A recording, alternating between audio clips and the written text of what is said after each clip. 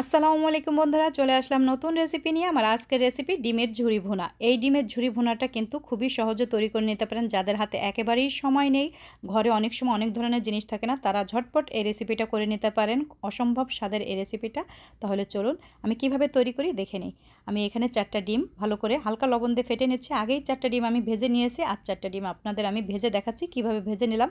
প্যানে হালকা করে তেল দিয়ে ডিমটাকে ফেটে দিয়ে দিলাম, দিয়ে জাস্ট খালি একটু নেড়েচেড়ে এটাকে ঝুরি করে নিব।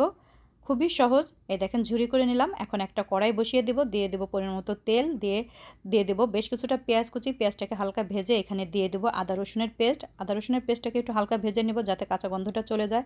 দিয়ে দেব হলুদের গুঁড়া, মরিচের গুঁড়া, দিয়ে একটু নেড়েচেড়ে একটু পানি দিয়ে দেব। দিয়ে তারপরে এখানে গুঁড়া মশলা যেমন ধনিয়ার গুঁড়া, জিরার গুঁড়া দিয়ে দিলাম, পরিমাণ মতো লবণ দিয়ে দিলাম। মশলাটাকে একটু ভালো করে কষিয়ে দিয়ে দিলাম একটা পাকা টমেটো। টমেটোটাকেও ভালো করে কষিয়ে নেব যাতে টমেটোটা একটু গলে যায়।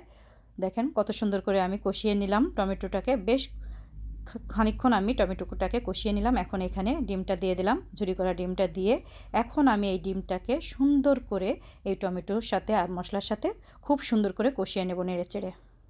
একঘেয়েমি খাবার খেতে খেতে যখন আমাদের একেবারেই ভালো লাগবে না, খাবারটা যদি একটু আমরা পরিবর্তন করে রান্না করি, খেতে কিন্তু অসাধারণ লাগে, খুবই ভালো লাগে। আর এইভাবে যদি আপনারা ডিমটা ভুনা করে নেন কিন্তু অসম্ভব ভালো লাগে খেতে। আমি দিয়ে দিলাম একটু গরম মশলার গুঁড়া, হালকা করে দিয়ে দিলাম কয়েকটা কাঁচামরিচটা এই সময়টা দিলে খুব সুন্দর একটা সুঘ্রাণ বের হয়। দিয়ে একটু নেড়েচেড়ে আবার কিছুক্ষণ একটু কষিয়ে নিব। এটা কিন্তু রুটি, পরোটা, সাদা ভাত সব কিছুর সাথে খেতে খুবই ভালো লাগে।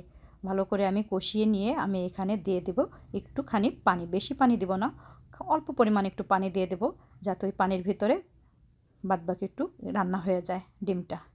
দেখেন আমি সুন্দর করে নেড়েচেড়ে খুব সুন্দর করে কিন্তু ডিমটাকে আমি কষিয়ে নিলাম। দেখেন কত সুন্দর হয়ে গিয়েছে।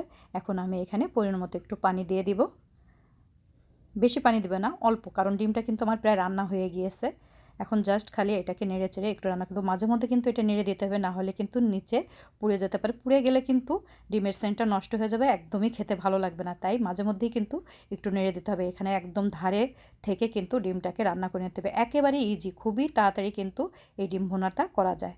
দেখেন আমার রান্নাটা প্রায় হয়ে গিয়েছে। এখানে একটু দিয়ে দিলাম ভাজা জিরার গুঁড়া। ভাজা জিরার গুঁড়াটা দিয়ে নেড়ে চেড়ে আমি 1 মিনিটের মতো একটু রান্না করে এটাকে নামিয়ে নেব। এই তো আমার রান্নাটা হয়ে গিয়েছে। দেখেন কতটা সুন্দর হয়ে গিয়েছে।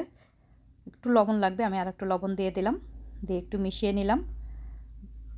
দিয়ে এখন আমি এটাকে একটা বাটিতে নামিয়ে নেব। একদম গরম গরম পরিবেশন করবেন, খেতে কিন্তু খুবই ভালো লাগে। আমি এখন একটা বাটিতে বেড়ে নিব। এই দেখেন কতটা লোভনীয় হয়েছে ডিম ভুনাটা।